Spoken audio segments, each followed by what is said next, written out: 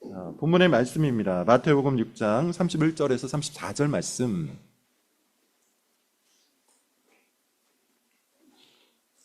로마서 강의를 잠시 멈추고 마태복음 6장 31절부터 34절의 말씀으로 오늘 설교를 하겠습니다. 저랑 한번 교독을 해보도록 하겠습니다. 제가 31절 읽고 여러분들이 32절 돌아가면서 읽겠습니다. 그러므로 염려하여 이르기를 무엇을 먹을까 무엇을 마실까 무엇을 입을까 하지 말라. 이는 다 이방인들이 구하는 것이라. 너희 하늘 아버지께서 이 모든 것이 너에게 있어야 할 줄을 아시는. 그런즉 너희는 먼저 그의 나라와 그의 의를 구하라. 그리하면 이 모든 것은 너희에게 더하시리라. 그러므로 내일 일을 위하여 염려하지 말라. 내일은 내일이 염려할 것이요 한날의 괴로움은 그날로 족하니라. 아멘. 이 모든 것을 너희에게 더하시리라. 이 모든 것을 너희에게 더하시리라 라는 제목으로 우리 주님의 말씀을 전하도록 하겠습니다. 어제부터 우리가 독서 캠프를 하고 있는데 주제가 하나였죠. 돈이라는 주제입니다. 사실 이 돈이라는 것은 굉장한 힘이 있죠. 우리가 그것을 부정할 수 없습니다. 돈이 있으면 우리가 필요로 하는 것을 살 수 있고, 돈이 있으면 그렇기에 우리 마음의 안정도 누리게 됩니다. 통장에 잔고가 얼마 있느냐에 따라서, 그리고 내 지갑에 돈이 얼마 있느냐에 따라서 기분이 오락가락하는 것이 현실이에요. 이것을 부정할 수가 없어요. 돈은 분명히 중요하고 필요합니다. 그래서 우리가 어제 그런 이야기를 나눴던 것 같아요. 청부론, 청빈론. 어떤 것인지 여러분 알 겁니다. 우리가 특별히 불법을 저지르지 않거나 아니면 탐욕스럽게 매달리지 않는다면 정상적인 방법으로 열심히 일하여서 많은 돈을 벌자. 그리고 많은 돈을 벌므로 통해 또 그것에 마땅하게 사용하자. 이게 청부론입니다. 간단히 말씀드리면 그런 내용이에요. 물론 이제 중간에 여러 논리가 있고 주제가 있지만 큰 주제로 보면 그렇습니다. 깨끗한 부자. 열심히 벌어서 많은 돈을 벌고 그것을 통해서 하나님이 명령하신 대로 섬기자. 반면에 청빈론은 뭡니까? 우리가 그렇게 강한 자인가? 라는 질문으로 시작하는 거죠. 돈에 대해서, 탐욕에 대해서, 탐심에 대해서 스스로를 절제하고 통제할 수 있을 만큼 우리의 믿음과 마음이 강한가? 과연 그렇게 돈 앞에서, 많은 돈 앞에서 하나님을 믿고 신뢰할 수 있는 마음의 크기, 믿음의 분량을 가지고 있는가? 이런 질문을 던지는 겁니다. 그러면서 우리가 의도적으로 많은 돈이 아니라 자발적인 청빈을 추구해 나가자. 이게 청빈론입니다. 두 가지가 다 우리 교회 안에, 기독교 안에 존재한다는 것은 다 성경적인 근거가 있기 때문이에요. 그래서 우리가 이 두 가지를 같이 읽어보고 두 가지를 통해서 한번 토론도 해보고 고민도 해보면서 어떤 것이 과연 하나님께서 말씀하시는 것인지, 성경적인 재정관인지, 성경적으로 돈에 대해서 올바른 관점을 가지고 있는 것인지 어제 우리가 그것을 함께 했던 겁니다. 오늘은 특별히 우리 예수님, 우리 주님 예수 그리스도의 말씀을 통해서 이 돈과 하나님과의 관계, 더 정확히 말씀드리면 돈과 이 믿음의 관계에 대해서 같이 한번 좀 살펴보도록 하겠습니다. 자, 특별히 여러분 오늘 본문은 6장 31절부터 34절인데 정확하게 말씀을 드리면 6장 19절부터 시작하는 하나의 커다란 단락이에요. 다 읽을 수가 없어서 뒷부분만 우리가 읽은 겁니다. 6장 19절을 보면 예수님께서 뭐라고 말씀하십니까? 보물을 땅에 쌓지 말고 하늘에 쌓으라고 합니다. 여기서 말하는 보물은 말 그대로 재물이요 돈입니다. 우리가 이것을 굳이 비유법, 상징법으로 해석할 필요가 없어요. 너희의 돈을 이 땅에 쌓지 말고 저 하늘에 쌓으라 라고 이야기하면서 예수님께서 돈에 대한 이야기를 출발을 하세요. 그리고 24절에 보면 그 유명한 말씀이 나오죠. 너희가 재물과 하나님을 겸하여 동시에 섬길 수가 없다. 재물은 만몬이라는 단어인데 만몬과 하나님을 동시에 섬길 수가 없다.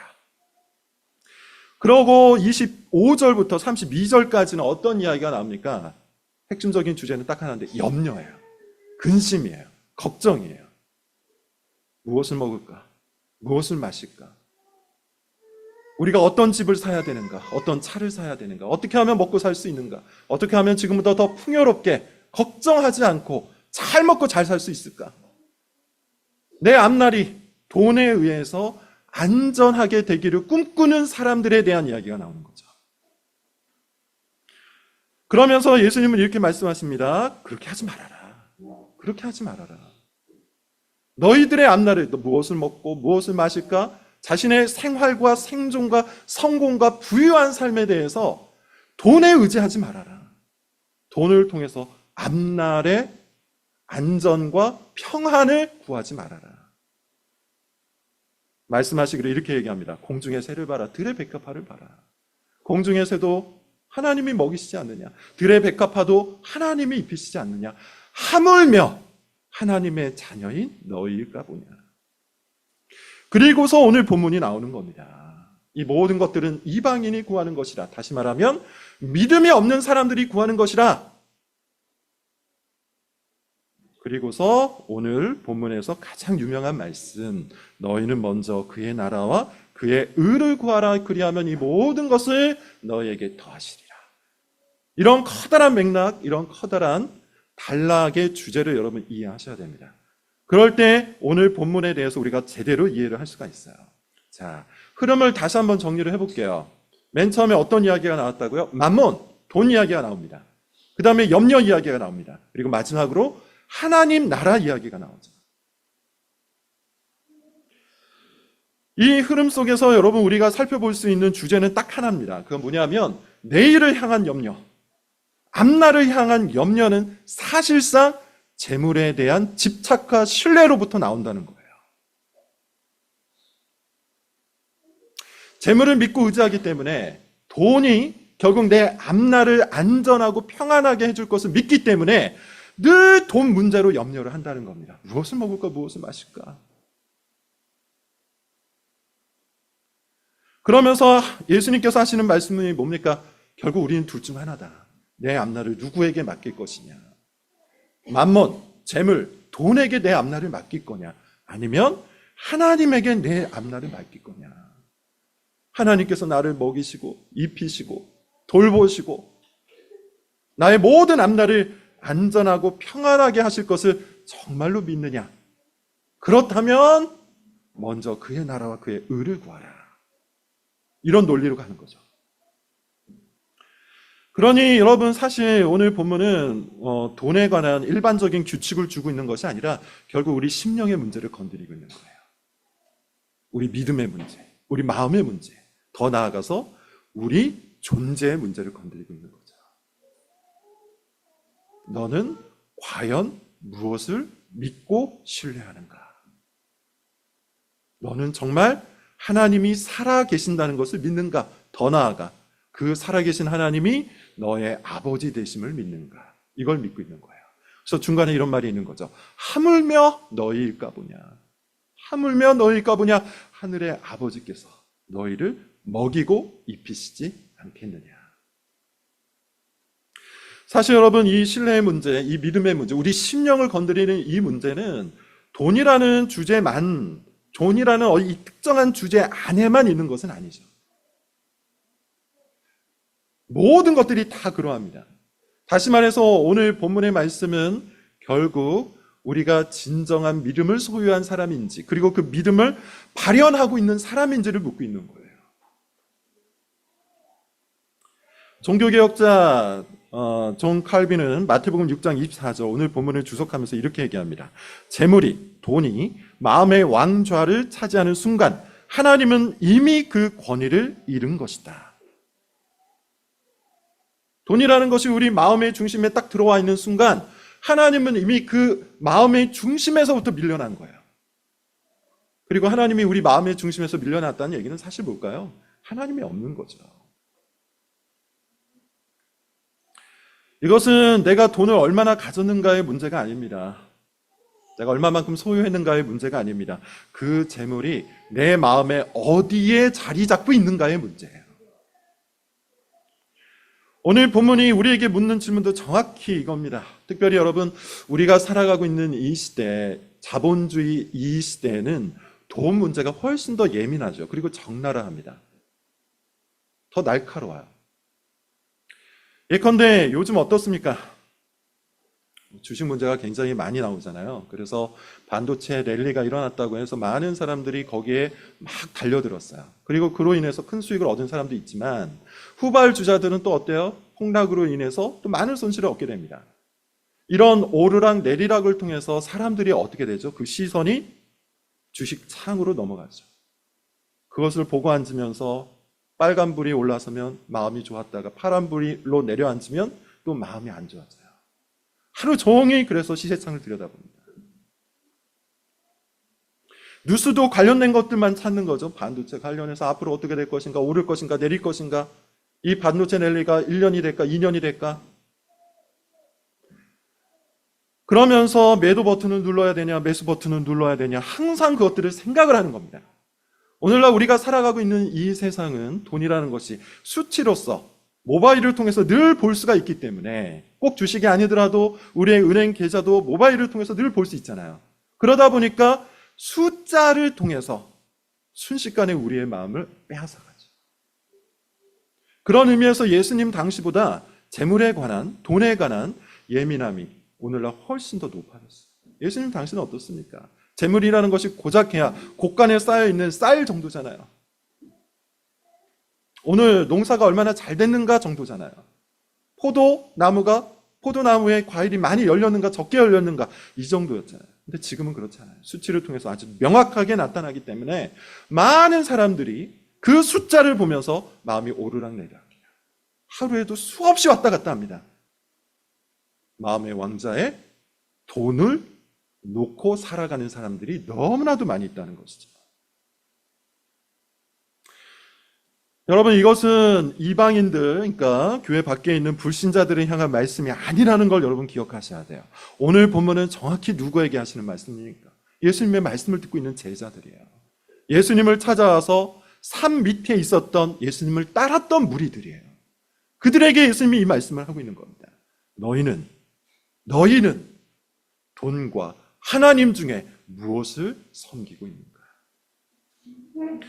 특별히 여러분, 만몬이라는 단어가 있는데 이 만몬이라는 단어에 대해서 여러 가지 해석들이 있어요. 당시에 어떤 이방 민족이 믿었던 실제 신이다 이런 얘기가 있는데 그러든지 아니든지 사실 그건 중요하지 않습니다. 오늘 본문의 말씀, 문법을 통해서 충분히 우리가 깨달을 수 있는 부분이 있는데 본문에 보면 어떤 말이 있습니까? 섬긴다는 말이 있어요. 헬라어로는 들루에인이라는 단어인데 노예가 주인을 섬긴다는 뜻이에요. 따라서 지금 본문에서 예수님이 말씀하시고자 하는 건 뭡니까? 너희가 돈의 노예가 되어서 돈을 주인처럼 섬길 것이냐, 아니면 하나님의 노예가 되어서 하나님을 자신의 왕으로 섬길 것이냐, 이걸 물어보고 있는 거예요. 돈의 노예가 될 것이냐, 우리 하나님의 종이 될 것이냐. 둘 중에 하나만 섬길 수 있다. 예수님께서 그렇게 말씀하시는 거죠. 일부 학자들은 이 만몬이라는 단어가 히브리어 중에 아만이라는 히브리어가 있는데요. 이 히브리어는 신실하다 혹은 신뢰할 만하다 라는 뜻이고, 우리가 아는 단어가 있어요.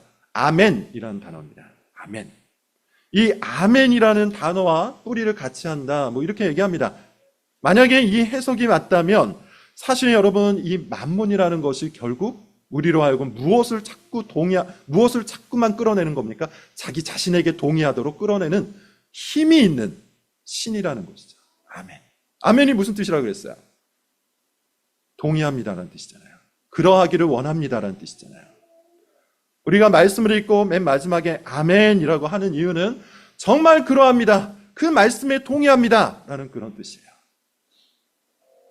근데 만몬이 만약에 그런 어원을 공유하고 있는 것이 맞다면 만몬은, 돈은, 재물은 항상 우리에게 동의를 구하는 거예요.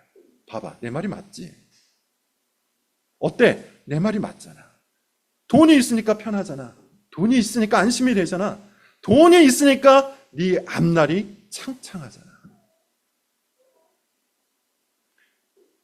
지금 예수 그리스도께서는 우리의 아멘이 어디에 있는지를 물어보고 있는 겁니다. 돈을 향해서 아멘을 할 것인지, 하나님의 말씀을 향해서 아멘을 할 것인지. 그런 의미에서 여러분, 다시 한번 말씀을 드리지만 지금 본문의 이 모든 말씀들은 단지 돈에 대한 얘기를 하는 게 아니에요. 우리의 심령 깊은 곳에 과연 우리가 무엇을 움켜잡고 있는지를 물어보고 있는 겁니다. 그것을 폭로하고 있는 거예요. 돈은 오늘 본문에 의하면 침묵하지 않습니다. 왜냐하면 돈은 힘이 있고 권세가 있고 생명이 있기 때문이에요. 그런 방식으로 표현이 되어 있어요. 그래서 돈은 계속해서 우리의 마음을 붙잡습니다. 사로잡습니다. 놓치지 않으려고 합니다. 우리를 노예 삼으려고 애를 씁니다. 돈을 통해서 자존심을 얻을 수 있다. 돈을 통해서 안전함을 얻을 수 있다. 돈을 통해서 미래를 얻을 수 있다. 돈을 통해서 모든 것을 할 수 있다. 아멘하라. 이것이 돈이 지금 여기에서도 역사하는 방식이에요. 누가복음에 나오는 두 사람이 있습니다. 한 명은 세리장 삭개오고 다른 한 사람은 부자 청년이에요. 우리 두 사람 다 알죠? 둘 다 부자예요. 삭개오는 세리장으로서 부정한 재물을 축적을 했습니다. 그러다가 예수 그리스도를 만나고 예수 그리스도의 말씀에 의해서 그 심령이 무너지고 자신의 재물을 나눠줘요. 부정하게 쌓은 게 있으면 4배로 갚겠습니다. 그렇게 자신의 모든 재물들, 절반에 가까운 재물들을 나눠줍니다. 반면에 부자 청년은 어때요? 열심히 신앙생활 했어요. 말하기로는 10계명 다 지켰다고 해요. 그런데 예수님께서 너의 모든 재물을 팔아 가난한 이들에게 나눠주고 나를 따르라고 할 때 근심하며 돌아갔다고 합니다. 이것은 여러분, 누가 가난한 사람들에게 얼마만큼 베푸느냐의 문제가 아니에요. 얼마를 베풀었느냐의 문제가 아니에요. 예수님께서 이 말씀을 하실 때는 그 심령 속에, 그 마음 속에 무엇을 붙잡고 있는가를 물어보고 있는 거예요. 예수 그리스도를 만난 자 삭개오는 그 심령이 깨어지고 하나님을 마음에 모셨어요. 그래서 기꺼이 재물을 나눠줬습니다. 삭개오보다 훨씬 더 신앙적으로 보였던 부자 청년은 어때요? 겉으로 볼 때는 아주 훌륭해 보였지만 돈을 놓지 못했어요. 그리고 예수님으로부터 떠나갑니다. 그 마음속에 돈이 있었던 거죠. 우리가 읽었던 욥기를 보면 조금 더 정확한데요. 욥기에 보면 사탄이 와서 도전하잖아요. 뭐라고 도전합니까? 오늘의 주제로 한정해서 얘기해 보면 하나님께서 욥에게 돈을 많이 주시니까, 하나님께서 욥에게 재물을 많이 주시니까 그 곳간에, 그 계좌에 돈이 가득 차 있으니까 하나님을 섬기는 거 아닙니까? 그거 한번 다 빼앗아 가보세요. 그래도 욥이 하나님을 섬길까요? 이게 사탄의 도전이었어요. 그런 사탄의 도전에서 욥이 어떻게 합니까? 고통을 겪죠. 고난을 겪죠. 아파합니다. 슬퍼합니다. 괴로워합니다. 근심하고 걱정하고 염려해요. 근데 그의 근심과 걱정과 염려는 돈에 대한 것이 아니었죠. 돈에 대한 것이 아니라 왜 이런 고난이 내 삶에 찾아왔는지에 대한 고민이었어요. 다시 말하면 욥은 끝까지 하나님을 붙잡고 있었습니다. 돈이 없어도, 돈이 다 사라져도 하나님을 붙잡았어요. 그래서 하나님께서는 욥을 신실한 자기의 자녀로 말씀을 하시는 것이죠. 예수 그리스도께서도 우리에게 요구하시는 것은 명확합니다. 삭개오가 되기를 원하세요. 우리가 비록 지금까지 엉망진창으로 살았다 할지라도 예수 그리스도를 만나는 그 순간 우리의 마음 보좌 속에 하나님을 모신다면 돈에 대한 생각이 명확해야 돼요. 우리에게 주어져 있었던 그 많은 재물들이 조금씩 사라진다 할지라도 우리가 정말로 하나님을 믿고 신뢰하는 사람이라면 욥과 같이 주님을 붙잡고 있어야 돼요. 예수님은 그 얘기를 하는 겁니다. 너희는 먼저 그의 나라와 그의 의를 구하라. 그리하면 이 모든 것을 너희에게 더하시리라. 물론 여러분, 오늘 본문이 예수님께서 돈을 죄악시하거나 거부하거나 외면하는 것이 아닙니다. 이거는 제가 이미 서론에서 말씀드렸어요. 돈은 필요하죠. 너무나도 필요해요. 돈은 중요하죠. 너무나도 중요해요. 이것을 부정하거나 외면해서는 안 돼요. 예수님께서 말씀하시는 것은 이겁니다. 사실상 돈을 신뢰하면서, 사실상 돈을 마음의 보좌 속에 자리 잡혀놓고, 마음의 보좌 위에 올려놓고서 하나님을 믿는 척하지 말라는 얘기죠. 정말로 하나님을 믿는다면, 정말로 하나님을 사랑한다면, 우리가 진짜로 신앙인이라면 그 마음 보좌에 돈이 아니라 하나님을 앉히라는 얘기예요.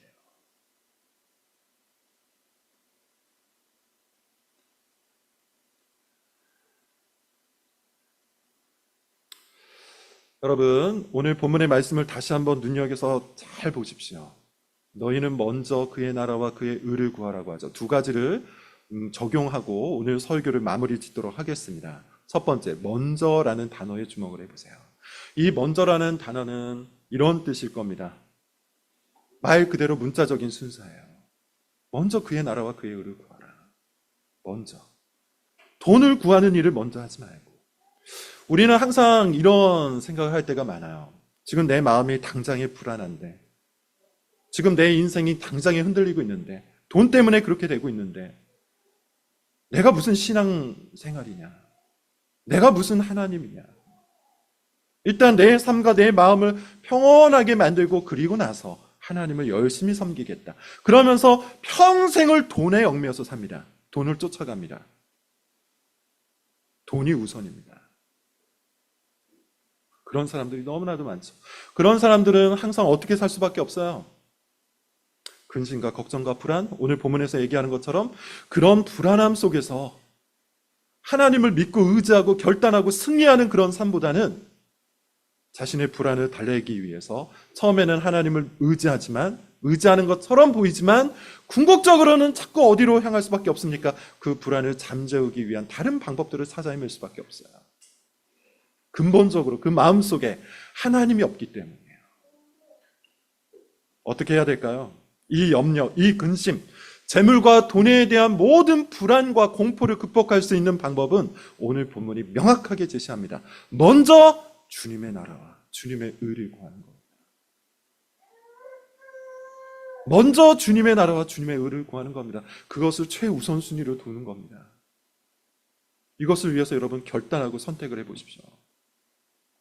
결단하고 선택을 해보십시오. 직장과 관련된 문제, 돈을 통해서 어떤 것을 결단해야 되는 그런 모든 문제 앞에서 여러분, 돈이 기준이 아니라 하나님을 신뢰하면서 결단하고 선택을 해보세요. 그리하면 이 모든 것을 더하시리라는 주님의 말씀이 우리 삶에 이루어지지 않겠습니까? 그것이 우리의 간증이 되어야 되지 않겠습니까?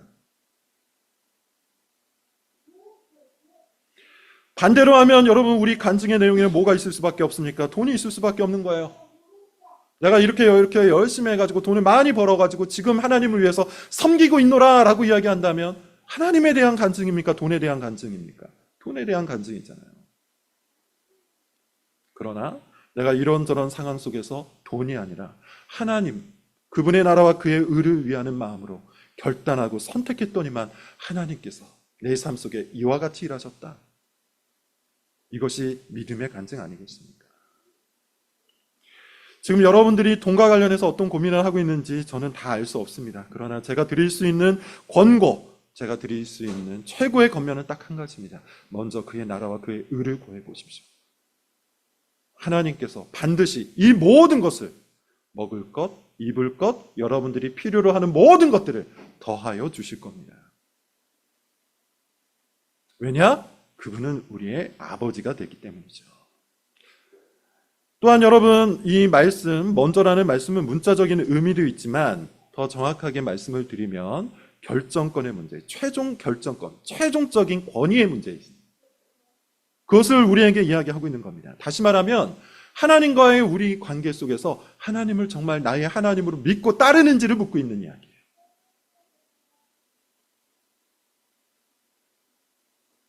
하나님만이 최종 기준이 되고 있고 하나님만이 우리 마음의 보좌에 앉으신 분인지를 묻고 있는 겁니다. 디모데 전서에 보면 이런 이야기를 합니다. 돈을 사랑함이 일만 악의 뿌리니라. 돈을 사랑함이. 이걸 조금만 직역을 해서 말씀을 드리면 돈을 내 마음의 보좌 가운데 앉히는 것이 모든 악의 뿌리가 된다. 적어도 이 본문에서는 돈 자체를 악으로 규정하지 않죠. 악으로 규정하는 것은 뭡니까? 그 돈을 사랑하는 거예요. 그 돈을 따라다니는 거예요. 그 돈을 먼저 구하는 겁니다. 왜냐하면 이유는 아주 간단합니다. 돈과의 관계 속에서 돈을 최종적인 권위, 최종적인 기준, 최종적인 결정권자로 여기고 있기 때문이에요. 그렇기 때문에 디모데 전서의 내용에 보면 이렇게 얘기해요. 부하려 하는 자들은 시험과 올무와 여러 어리석고 해로운 정욕에 떨어진다. 뭐라고요? 부하려고 하는 자들, 돈을 많이 얻으려고 하는 자들, 돈을 사랑하는 자들, 돈을 그 마음의 보좌에 앉힌 자들, 그들은 많은 시험과 올무 그리고 어리석고 해로운 정욕에 떨어지고 만다. 돈을 자기 인생의 최종 결정권자, 내 인생의 최종적인 권위로 놓을 때 그러하다고 얘기해요. 그러면서 바울은 권면합니다. 재물에 소망을 두지 말고 하나님께 소망을 두어라. 재물에 소망을 두지 말고 하나님께 소망을 두어라. 하나님을 내 인생의 최종 결정권자로 삼으라.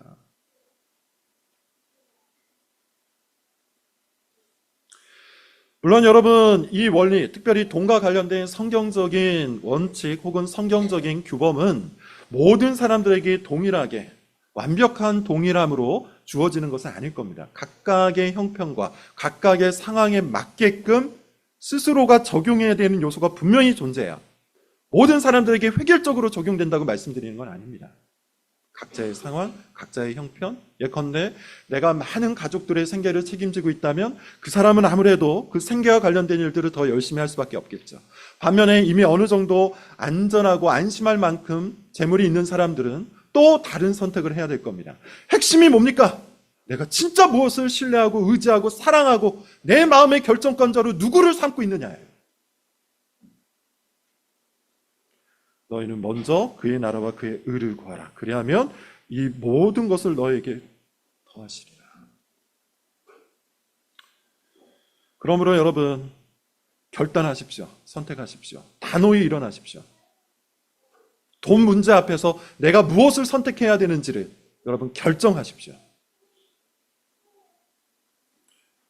근심과 걱정과 불안과 공포에 빠져서 항상 그것을 추적하면서 살아가는 인생을 살 것인지, 아니면 정말로 살아계시고 온 우주의 통치자이시며 나를 아버지로서 돌보시는 그분만을 사랑하고 그분을 추적하고 그분을 따라가는 삶을 살 것인지 결정하고 선택하십시오.